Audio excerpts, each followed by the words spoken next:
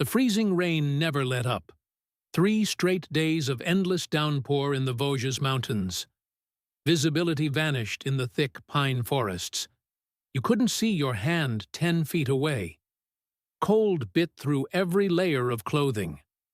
Mountain trails turned into flowing streams of thick mud. The temperature hung just above the freezing mark. Every step forward became a battle against the elements themselves. Deep in this nightmare landscape, 275 American soldiers waited to die. They belonged to the 1st Battalion of the 141st Infantry Regiment, Texans, the Alamo Regiment. Men who had traveled thousands of miles from home only to find themselves trapped like animals. German forces surrounded them completely. No way out. No way forward. 3 days of hell with dwindling supplies. Their ammunition ran dangerously low. Food disappeared fast. Hope faded with each passing hour. German artillery shells screamed overhead constantly. The enemy methodically squeezed their defensive perimeter smaller and smaller. These trapped soldiers had become victims of one of the war's most questionable command decisions. Their situation would soon spark one of the most controversial rescue missions in military history. Help would come from the most unlikely source imaginable. Japanese-American fighters whose own families sat locked behind barbed wire in American prison camps back home. The rescue that followed would last 6 brutal days. It would cost more lives than the number of men being saved. Over 800 members of the 442nd Regimental Combat Team would fall, all to save 201 trapped Texans. The price of this rescue would shock German military leaders. It would force America to face its own ugly prejudices head-on. Military historians later ranked this battle among the 10 most significant ground fights in U.S. Army history. This story reveals impossible acts of courage. It exposes terrible command decisions. It shows the deadly cost of proving loyalty through blood alone. The catastrophe began 3 days earlier. October 24, 1944, brought a decision that violated every basic rule of warfare. Major General John Ernest Dahlquist commanded the 36th Infantry Division. He ordered the 1st Battalion forward into the heavily wooded Vosges Mountains. His plan called for seizing high ground near Biffontaine, cut German supply lines, take Hill 205. Simple objectives on paper, deadly reality on the ground.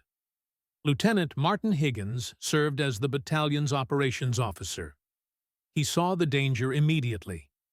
This advance would leave them completely exposed. No friendly units on either flank. No reserves backing them up. No secure way to get supplies through. A single narrow logging road connected them to safety. German forces could cut that lifeline easily. Higgins tried to voice his concerns. Dahlquist refused to listen. The general sat safe in his headquarters, miles behind the fighting. He demanded aggressive action regardless of risk. By noon on October 24th, the battalion had pushed 4 miles forward. They reached their target. Hill 205 presented a narrow ridge, perfect for defensive positions.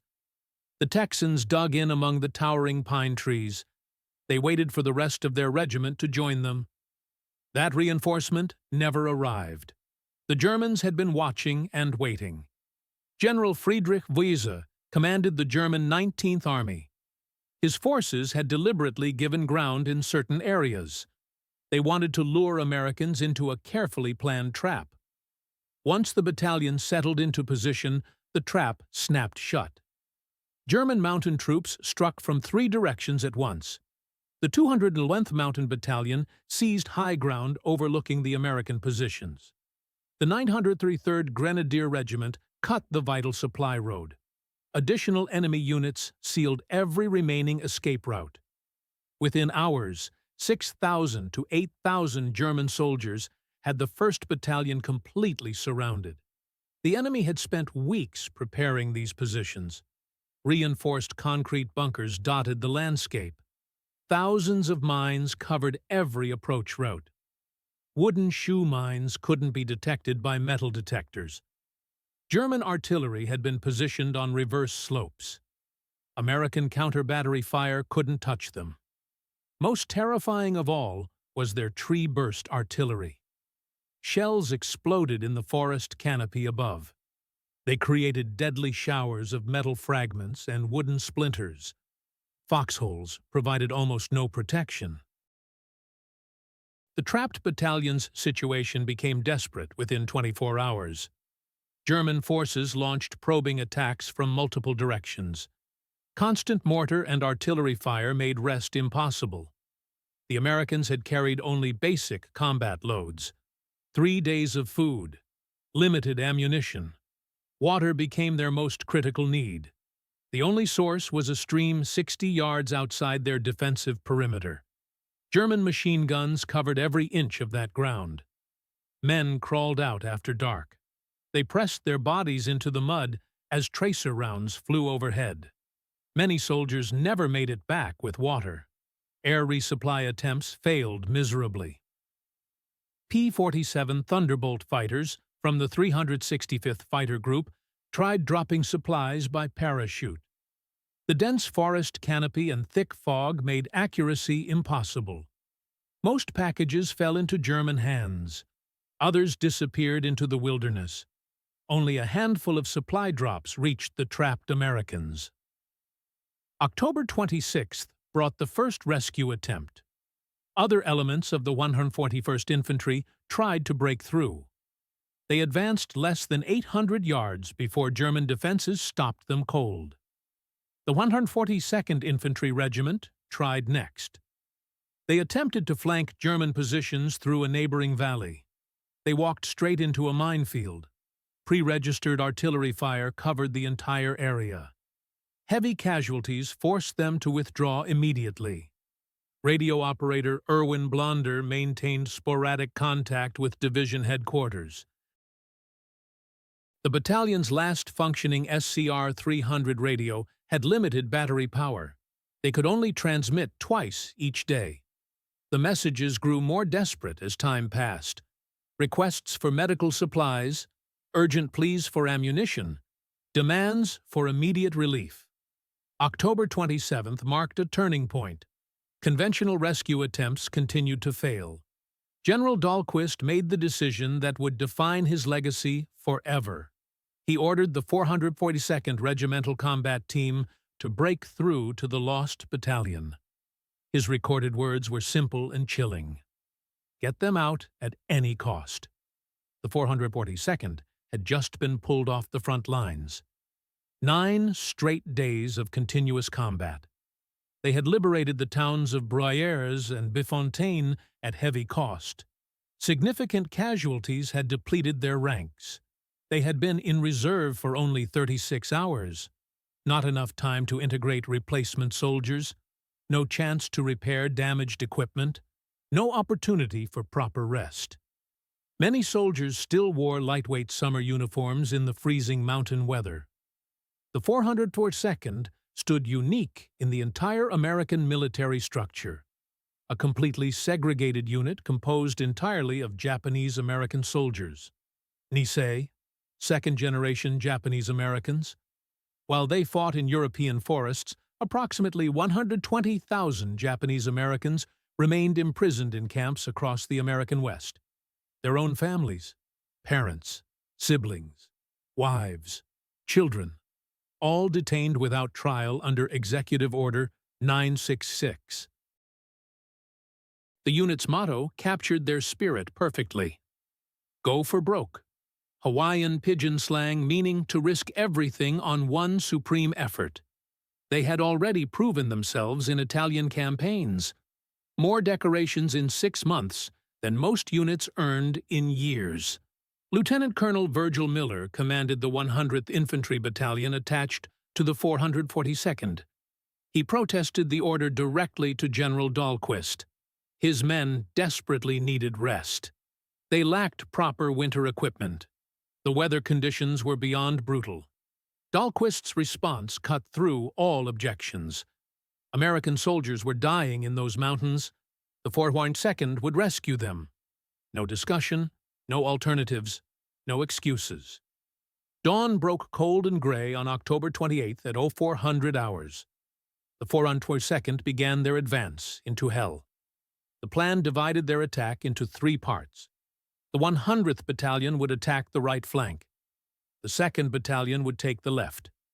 The 3rd Battalion remained in reserve. The 522nd Field Artillery Battalion would provide fire support. The forest and weather made accurate artillery fire nearly impossible. Conditions defied description. Rain had transformed every trail into rivers of mud. German forces had spent weeks preparing interlocking fields of fire. Mines covered every possible approach route. Artillery had been registered on every avenue of advance. The Germans were ready and waiting. First contact came just after sunrise. Lead elements of Company E walked directly into an expertly planned ambush. German MG-42 machine guns opened fire from concealed positions at point-blank range. Multiple soldiers fell within seconds. The 452nd's response violated every principle of American military doctrine. Instead of seeking cover and calling for artillery support, they fixed bayonets. They charged directly into the German positions. Frontal assault against fortified positions made no tactical sense. American military doctrine emphasized firepower over maneuver. But the Nice soldiers had learned different lessons in Italian campaigns. Aggressive close combat could overcome defensive advantages. German soldiers had been trained to expect American forces to withdraw when faced with heavy casualties. They were psychologically unprepared for enemies who kept advancing despite mounting losses. Company K advanced on the opposite flank directly into a minefield. The first explosion took a soldier's foot off at the ankle. As medics rushed forward to help, more mines detonated. The entire company was forced to halt. Engineers crawled forward on their bellies. They probed for mines with bayonets inch by inch. The first day ended with minimal territorial gains. The 442nd had advanced less than 1 mile at tremendous human cost. But they had achieved something critically important. They had identified the main German defensive line along a series of ridges blocking access to the lost battalion. October 29th and 30th would witness some of the most intense combat of the entire European war. Hill 617 dominated the battlefield. This steep ridge controlled all approaches to the trapped battalion. German engineers had transformed it into an impregnable fortress. 3 separate trench lines zigzagged across the hillside. Reinforced concrete bunkers protected heavy weapons. Pre-registered artillery support covered every square meter. The assault began at dawn with massive artillery preparation. The 522nd Field Artillery Battalion fired over 4,000 rounds in 3 hours. The bombardment shook the mountain itself. But the bunkers built into the reverse slope survived largely intact. When the 402nd Infantry advanced, they met withering defensive fire. What happened next became the stuff of military legend. Individual soldiers, seeing their attacks stall, performed extraordinary acts of heroism. Private Barney Hajiro had recently arrived as a replacement from Hawaii. He stood up in full view of German positions. He walked forward calmly through sheets of machine gun fire. Single-handedly, he destroyed 2 machine gun nests. He killed 2 snipers. All this after being wounded in the shoulder. His actions inspired his entire company to rise and charge forward. On another part of the battlefield, Private George Joe Sakato led a charge that transformed impending defeat into stunning victory. His platoon was pinned down and in danger of being completely overrun. Sakato charged a German position defended by 12 soldiers. He killed 12 enemy soldiers in close combat. He wounded 2 others. He captured 4 more. His individual heroism allowed his entire unit to advance. These acts of extraordinary courage enabled the 442nd to break through German defensive lines. The human cost was staggering beyond belief. Company K had started the battle with 186 men. Only 17 riflemen remained able to fight. Company I fared even worse. Of 185 original soldiers, only 8 remained unwounded and combat effective. Technical Sergeant Takeshi Senzaki was among the first to reach the lost battalion. The time was approximately 1600 hours on October 30th. His first recorded words to the trapped Texans became famous. "Need any cigarettes?" The link-up had been achieved after 6 days of the bloodiest fighting imaginable. But the battle was far from over. Reaching the lost battalion represented only half the mission. They still had to be evacuated through 2 miles of enemy-held territory.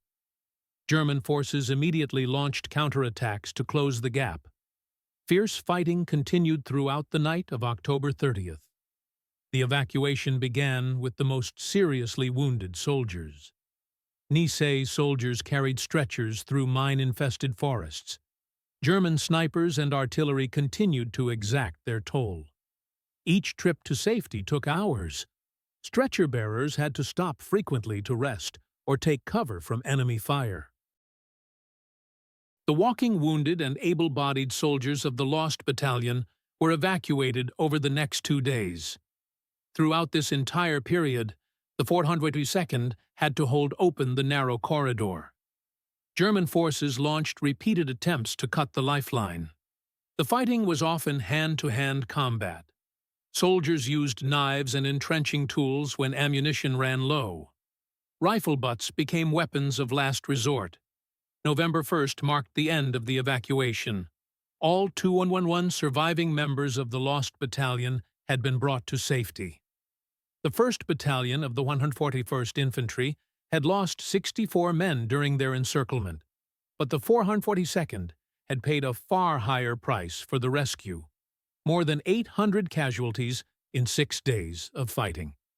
November 12, 1944, brought a ceremony that would become legendary among veterans. General Dahlquist ordered the 442nd to assemble for recognition. He expected to see the full regiment, approximately 3,000 men in formation. Instead, fewer than 900 soldiers stood at attention. According to multiple witness accounts, Dahlquist asked Lieutenant Colonel Virgil Miller a simple question. Where was the rest of the regiment? Miller's response became legendary among veterans of both units. "General, this is the regiment. The rest are either dead or in the hospital." The devastating casualties raised immediate questions about Dahlquist's leadership decisions. Why had he sent the 1st Battalion into such an exposed position without adequate support? Why had he chosen the understrength 442nd for the rescue mission when other larger units were available and rested? Many veterans and military historians have concluded that Dahlquist viewed the Japanese-American soldiers as more expendable than white units. Evidence for this disturbing conclusion became stronger over time. The controversy deepened when Dahlquist ordered the devastated regiment to continue offensive operations. 9 more days of combat before finally allowing them to rest. Years later, Dahlquist approached Lieutenant Colonel Gordon Singles at Fort Bragg. He suggested they let bygones be bygones. Singles reportedly refused to shake his hand in front of assembled officers. The heroism displayed during the Lost Battalion rescue should have resulted in numerous medals of honor. Initially, however, not a single soldier received America's highest military decoration for this action. Distinguished Service Crosses were awarded to soldiers whose actions clearly met Medal of Honor criteria. This represented a pattern of discrimination that affected Asian American soldiers throughout the entire war. Justice would take more than 50 years to achieve. In the 1990s, Congress ordered a comprehensive review of Distinguished Service Cross Awards to Asian American World War II vets. At her rates, the review board discovered systematic discrimination in medal awards based purely on racial prejudice. June 21, 2000 marked a historic day. President Bill Clinton presented the Medal of Honor to 22 Asian American veterans of World War II. This included Barney Hajiro and George Joe Sakato posthumously for their actions during the Lost Battalion rescue. President Clinton acknowledged the injustice in his remarks. Rarely has a nation been so well served by a people it has so ill-treated. The statistics of the Lost Battalion rescue tell a stark story that numbers alone cannot fully capture. Men rescued totaled 201 surviving members of the 1st Battalion, 141st Infantry. 402nd casualties exceeded 800 killed, wounded, and missing in action. The casualty ratio approached nearly 4-to-1. Days of combat lasted 6 days to reach the battalion plus 9. More days of continued operations, but numbers cannot capture the human dimension of this tragedy. These were American soldiers whose families were imprisoned by their own government. They had volunteered to fight for a country that questioned their loyalty at every turn. They suffered casualties that would have broken most military units, all to prove they were American enough. The psychological impact on survivors was severe and long-lasting. Many suffered from what we now recognize as post-traumatic stress disorder. Mental health support for veterans was minimal at that time. The Japanese cultural concept of gamen meant enduring the unbearable with patience and dignity. Most survivors suffered in complete silence for decades. German military records and post-war accounts reveal that Wehrmacht forces were completely unprepared for the intensity of the 442nd's assault tactics. The Japanese-American soldiers violated every German tactical expectation. They attacked fortified positions frontally without regard for casualties. They accepted losses that should have stopped any military advance. They continued fighting even when wounded and bleeding. German units maintained cohesion despite losses exceeding 75%. The intensity of close combat exceeded anything German veterans had experienced in years of warfare. General Friedrich Wiese's after-action reports noted something unprecedented. The 442nd displayed a disregard for casualties unprecedented in our experience fighting American forces. German soldiers reported that wounded Nisei soldiers continued fighting from the ground. Units maintained attack formations despite catastrophic losses. The ferocity of hand-to-hand combat surpassed anything they had encountered on any front. The defeat in the Vosges forced German military leadership to completely reassess their assumptions. American military capabilities had been consistently underestimated. The role of racial minorities in the U.S. Army was completely misunderstood.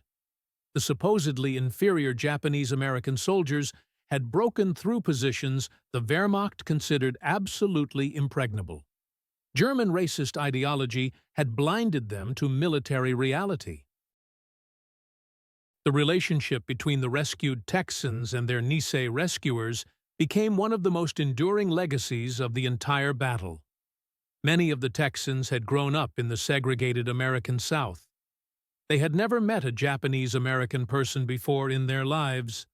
The shared ordeal of combat transformed initial racial suspicion into lifelong brotherhood bonds. In 1962, Texas Governor John Connally proclaimed all members of the 442nd to be honorary citizens of Texas. This recognition honored their extraordinary sacrifice for fellow Americans. Veterans of both units maintained close contact for decades afterward. They attended each other's reunions regularly. They celebrated weddings together. They mourned at funerals together. When anti-Japanese sentiment flared during later economic downturns, Lost Battalion veterans were among the first to speak out. They defended Japanese Americans against discrimination and prejudice. They understood better than anyone else the price the Nisei had paid to prove their unwavering loyalty to America. The Lost Battalion rescue had implications far beyond its immediate military importance. The extraordinary sacrifice of the 442nd made it impossible to justify continued discrimination against Japanese Americans. How could America maintain that these were disloyal citizens? They had suffered such devastating casualties rescuing white soldiers from certain death. Their blood had written their loyalty in terms no one could question. The 442nd became the most decorated unit for its size and length of service in entire U.S. military history. They earned 21 Medals of Honor, though most were awarded decades later after systematic discrimination was finally acknowledged. 29 Distinguished Service Crosses recognized extraordinary heroism under fire. 588 Silver Stars honored gallantry in action. 5,200 Bronze Stars recognized meritorious service. Over 4,000 Purple Hearts testified to wounds received in combat. 8 Presidential Unit citations honored collective valor. Their service record became impossible to ignore or diminish. This military service helped pave the way for redress regarding Japanese-American internment. In 1988, President Ronald Reagan signed the Civil Liberties Act. This legislation formally apologized for the internment of Japanese Americans. It provided financial compensation to surviving victims of this injustice. Many 442nd veterans were instrumental in achieving this long-overdue recognition. Their moral authority as proven patriots made their voices impossible to ignore. Military historians continue to debate whether the Lost Battalion rescue was militarily necessary. They question whether the use of the 442nd constituted systematic racial discrimination. The evidence suggests complex motivations mixed with deep-seated prejudice. General Dahlquist consistently assigned the 442nd to the most dangerous and costly missions available. He routinely ignored their requests for adequate rest and reinforcement. Most tellingly, he had other units available for the rescue mission. Larger units, fresher units, units that could have attempted the rescue with better odds of success. The tactical decision to send the understrength 442nd rather than fresh units from other divisions remains controversial among military historians. Some argue the 442nd was chosen because they were simply the best combat unit available for such a difficult mission. Others contend they were selected because Japanese-American casualties would be more politically acceptable than losses among white units.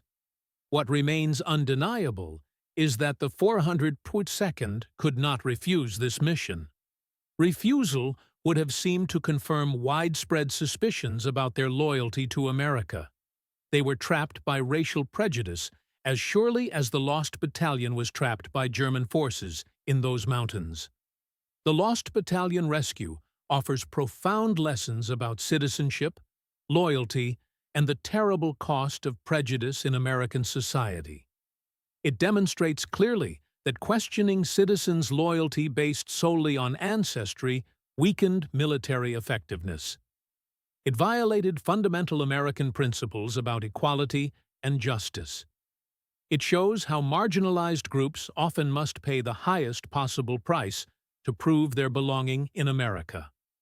Most importantly, it proves beyond doubt that American identity is not determined by ancestry or race. It is determined by sacrifice and service to democratic ideals. The Nisei soldiers defined true patriotism not as blind allegiance to government policies.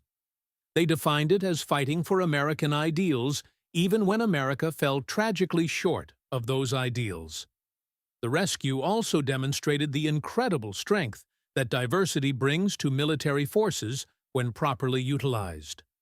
The 442nd's unit cohesion was born from shared marginalization and discrimination. This bond made them more effective than many conventional military units. Their determination to prove themselves as Americans drove them to extraordinary achievements under impossible circumstances. As decades passed, the number of survivors from both units dwindled steadily. Veterans of both the 442nd and the Lost Battalion carried physical and psychological scars from the Vosges Mountains, but they also carried an unbreakable bond forged in those terrible days of combat. Lost Battalion veteran Martin Higgins had sent desperate radio messages during the encirclement. He maintained lifelong friendships with his Japanese-American rescuers. Before his death, he offered this reflection on their sacrifice.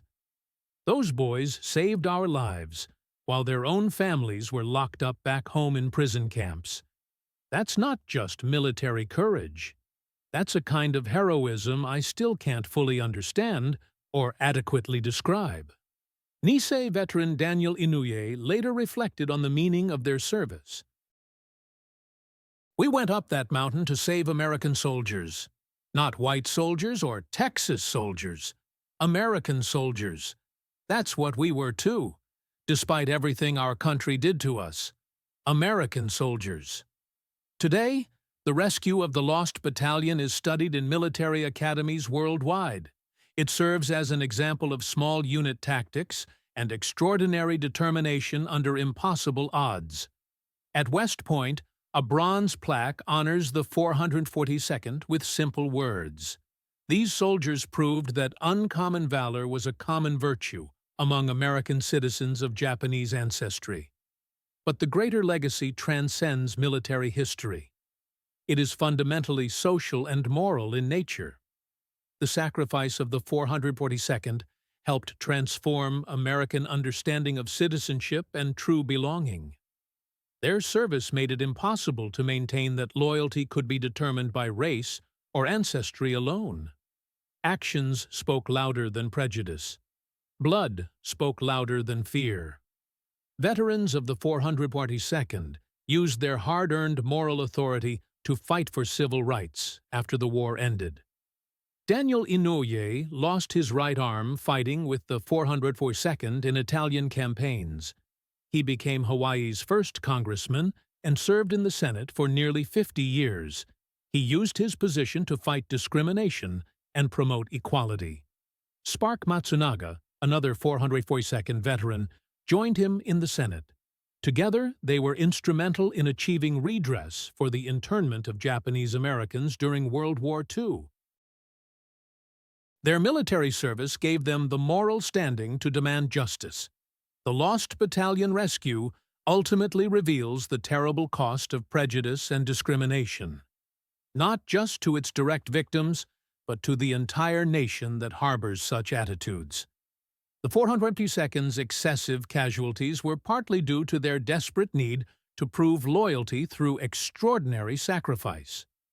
America lost many of its best and brightest citizens because prejudice demanded they pay a higher price than others for acceptance. The battle also exposed serious flaws in military leadership when influenced by racial bias and discrimination.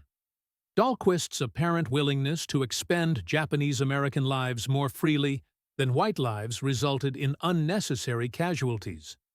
This remains a permanent stain on his military record and legacy. Yet from this terrible injustice emerged something remarkable and inspiring. Living proof that American ideals are ultimately stronger than American prejudices. The Nisei soldiers fought not for a perfect America, but for the America that could be, should be, sometimes manages to become. October 30th, 1944, 1600 hours. The moment that changed everything. Technical Sergeant Takeshi Senzaki of the 402nd Regimental Combat Team emerges from the bloody forest. He makes contact with the Lost Battalion after 6 days of the bloodiest fighting in the European theater. After more than 800 casualties among the rescuers, the link-up is finally achieved. The exhausted Texans can barely believe their eyes. Their rescuers are Japanese Americans. Some had never met an Asian American before this moment. Yet here they stand, having paid an almost unimaginable price in blood to save fellow Americans. This single moment when prejudice met ultimate sacrifice represents both tragedy and triumph. When false assumptions met brutal reality on a mountainside.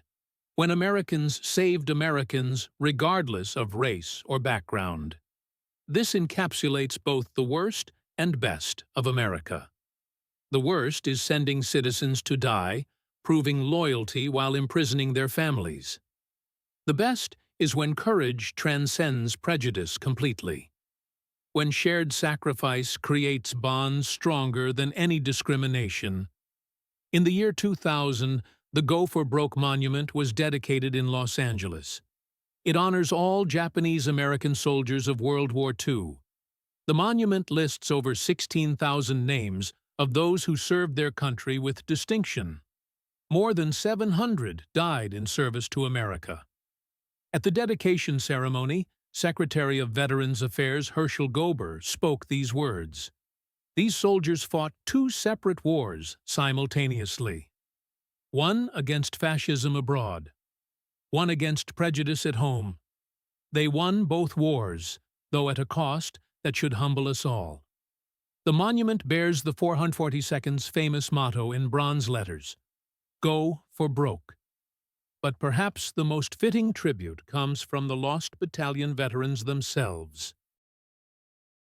They insisted their rescuers' names be included on their own memorials.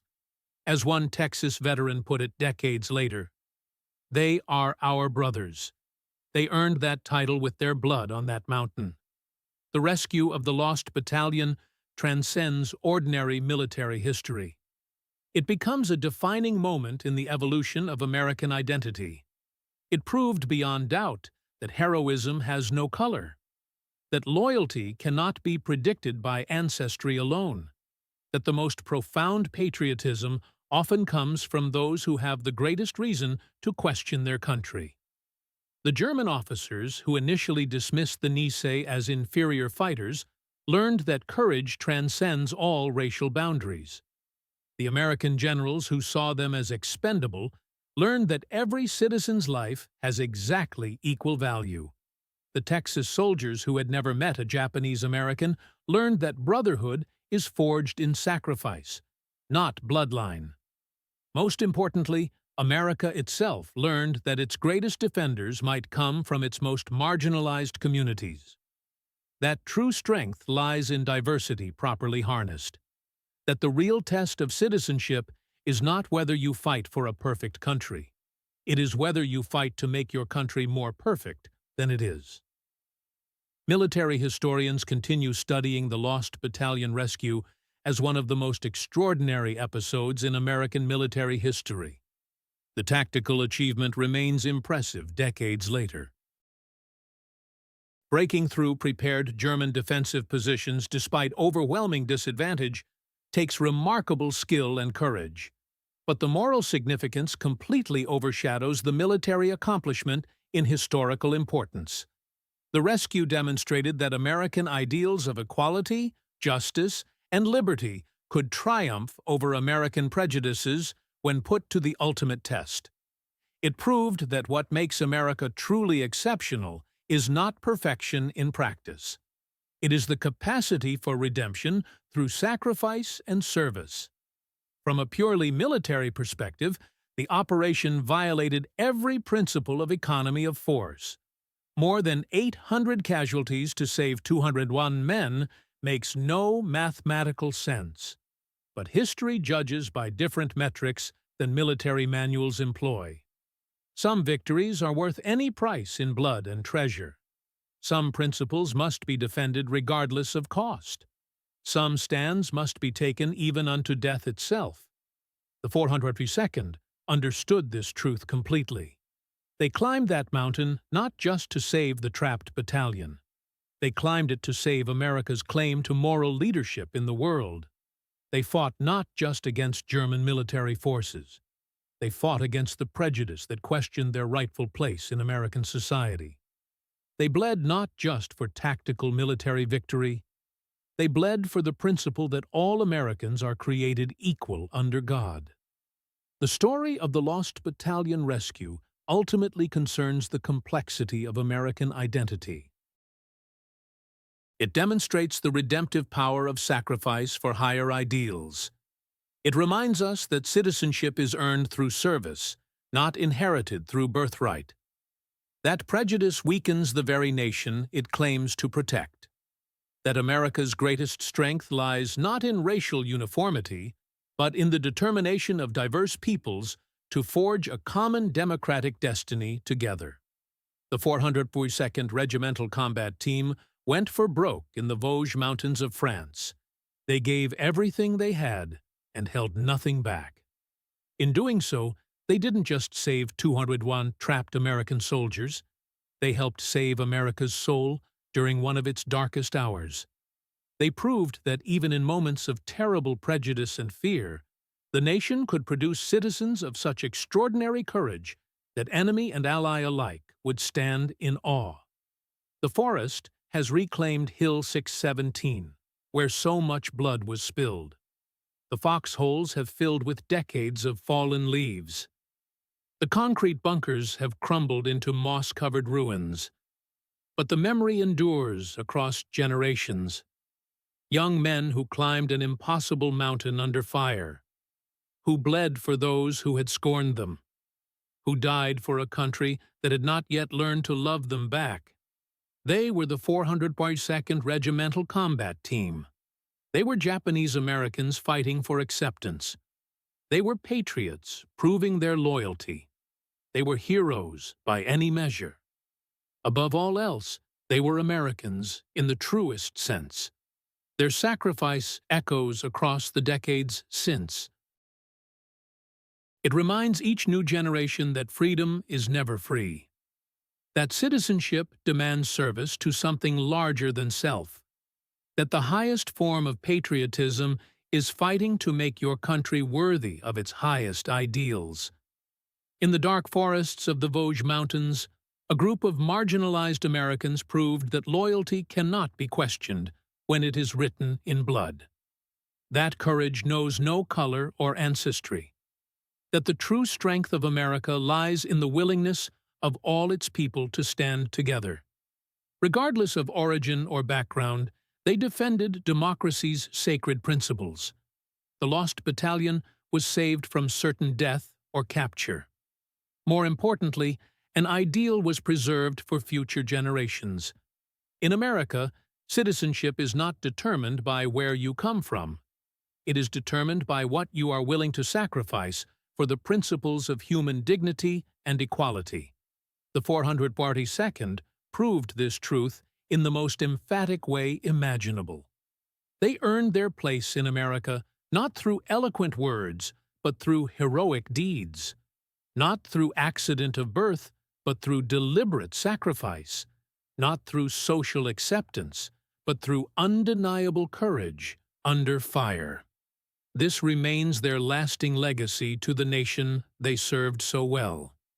That from the darkest prejudice can emerge the brightest heroism. That those deemed least loyal may prove most faithful when tested. That America's greatest strength lies not in the uniformity of its people. It lies in their shared commitment to defend ideals larger than any individual, larger than any group, larger than any prejudice or fear. The rescue of the Lost Battalion remains one of the most extraordinary episodes in American military history. Not just for what was accomplished against impossible odds, but for who accomplished it under such terrible circumstances, and for what it meant to the soul of America itself. In those 6 brutal days in October 1944, the 442nd Regimental Combat Team didn't just save a trapped battalion. They helped save the very idea of what America could become at its best.